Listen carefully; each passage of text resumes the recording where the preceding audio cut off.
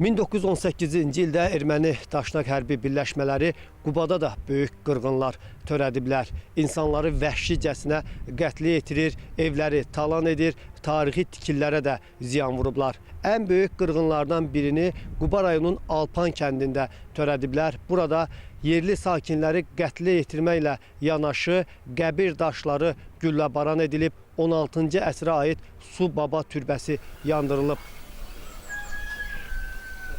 Onlar yaşlı, cavan, böyük, kiçik baxmırdılar.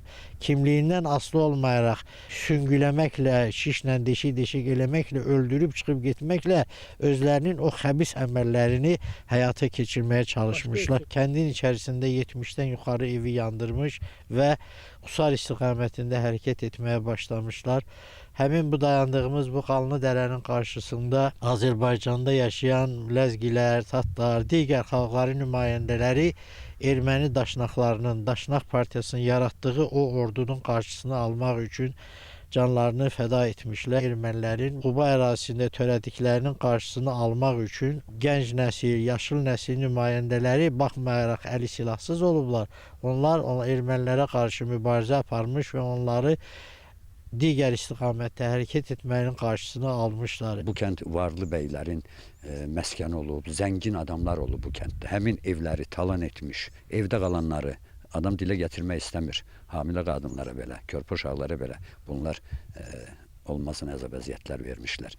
İnsanı öldürmədən ayağını kəsmək, qulağını kəsmək, dilini kəsmək, əlini kəsmək, bundan da artıq cismani cəzalar vermişlər. Quba qəzasında ümumilikdə 16 mindən çox insan soyqırıma məruz qalmışdı və bu insanlar arasında cinsindən, milliyyətindən asılı olmayaraq hər bir insan dinc, sakin bu soyqırımın qurbanı olmuşdur. Və siz də bildiyiniz kimi Quba qəzası multikultural bir mühitdir. Burada çox etnik qruplar, o cümlədən Yahudilər, Ləzgilər, Tatlar, Haputlar, Xınalıqlar yaşayır ki, bu insanlar da soyqırımdan kənar qalmamışlar. Bu terror aktı idi və insanları qorxutmaq idi. Azərbaycan torpaqlarında həyata keçirilən bu soyqırımların ağrı, acısı illərlə insanların xatirəsində qalmışdı və bu bizim tarixi yaddaşımızdır.